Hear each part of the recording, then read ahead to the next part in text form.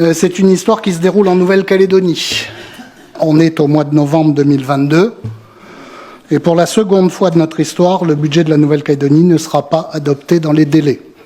Comme pour le budget de 2021, sous le gouvernement Santa, le Caillou risque une nouvelle fois d'être mis sous la tutelle de l'État qui réglerait en lieu et place des élus le budget du pays. L'impasse budgétaire est estimée en fonction des interlocuteurs et des moments entre 15 et 18 milliards CFP, c'est-à-dire près de 10% de notre budget global, une broutille.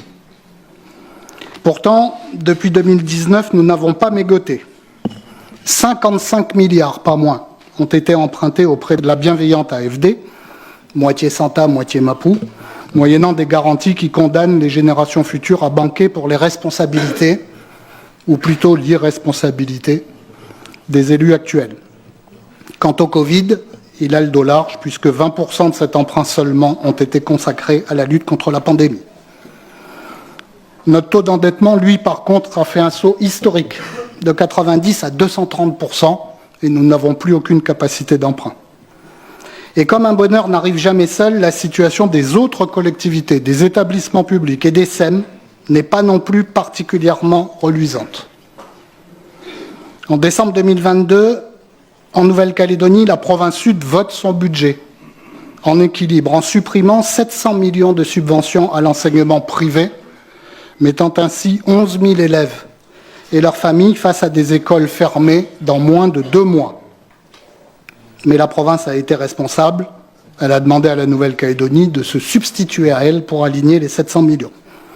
En décembre 2022, en Nouvelle-Calédonie, le Medipôle, dont près de 10% des postes ne sont pas pourvus, ne peut plus faire face à ses dépenses habituelles de fonctionnement. Il a donc décidé de ne plus payer les cotisations de ses salariés à la CLR, ni ses factures d'électricité à Enercal. Ça tombe très mal pour la CLR, dont la santé financière est préoccupante puisqu'elle annonce qu'elle sera en rupture de trésorerie dès juin 2023 avec le spectre du non-paiement des cotisations de retraite à l'horizon. Ça tombe très mal pour Enercal, qui annonce son dépôt de bilan en milieu d'année 2023, si 13 milliards ne sont pas injectés dans le système calédonien d'ici là. Et pendant ce temps-là, tout le monde se demande « mais que fait le gouvernement ?» La question qui se pose d'ailleurs est plutôt la suivante, le gouvernement le sait-il lui-même? Le gouvernement le sait-il en ce qui concerne la TGC? La réforme, annoncée à grand renfort de tambours et trompettes dans la déclaration de politique générale de Louis Mapou, comme elle l'avait été dans celle de Thierry Santa, est encore en train d'être examinée près de 4 ans après les provinciales de 2019. Pourtant, chacun sait, depuis 2019, que le rendement de la taxe est inférieur de 8 milliards aux prévisions et qu'à défaut d'y remédier, le trou budgétaire continuera à se creuser inexorablement. En tout cas, ce qui est sûr, c'est que le seul texte arrêté par le gouvernement sur le sujet n'a pas été capable de fixer les taux dont on nous rebâche les oreilles depuis la mise en œuvre de cette nouvelle fiscalité indirecte.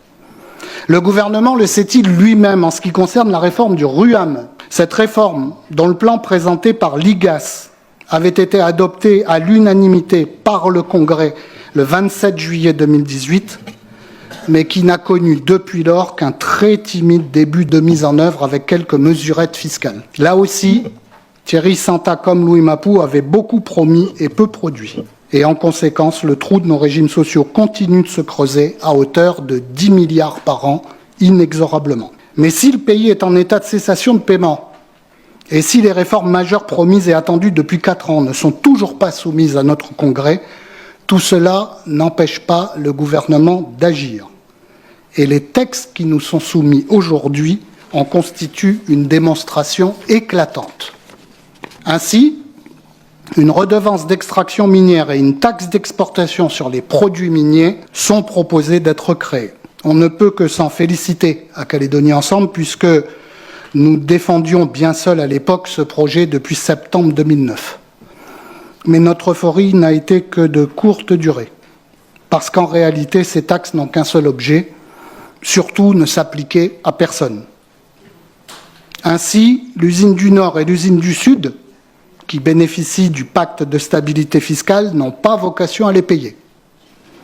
Quant à la SLM et Optimiller, le seuil de déclenchement de ces deux taxes a été mis à un niveau tel qu'ils ont obtenu une garantie formidable. Elles ne leur seront jamais applicables, leur rendement étant estimé à quelques centaines de millions par an, hors situation exceptionnelle comme en 2007, 2008 ou 2021, 2022. Le consensus a eu un prix avec les acteurs économiques du secteur. On est d'accord pour la création de taxes, mais on ne veut pas qu'elle s'applique. Et le contrat est rempli. Quelques centaines de millions pour solde de tout compte, alors que le chiffre d'affaires total du secteur nickel en Nouvelle-Calédonie s'élève à 255 milliards de francs CFP. Et cerise sur le gâteau, la Nouvelle-Calédonie, dont on connaît la situation financière, ne récupérera pour son budget que 40% du produit de la taxe d'extraction, soit quelques dizaines de millions par an. Quant à la taxe d'exportation, elle est censée alimenter le fonds de nickel dans l'attente de la création d'un fonds pour les générations futures. C'est là où on touche du doigt une forme de génie gouvernemental. La Calédonie coule, la CLR et Enercal déposent leur bilan, l'enseignement privé ferme, mais le gouvernement s'occupe des générations futures. On dit que lorsque le Titanic coulait, l'orchestre continuait à jouer. Tout bien considéré, c'est exactement ce qui est en train de se passer. Pour toutes ces raisons, Madame la Présidente, en application des dispositions des articles 70 et suivants du règlement intérieur du Congrès, nous déposons au nom du groupe Calédonie Ensemble cette motion préjudicielle tendant à l'ajournement de l'examen de ces deux projets de loi du pays.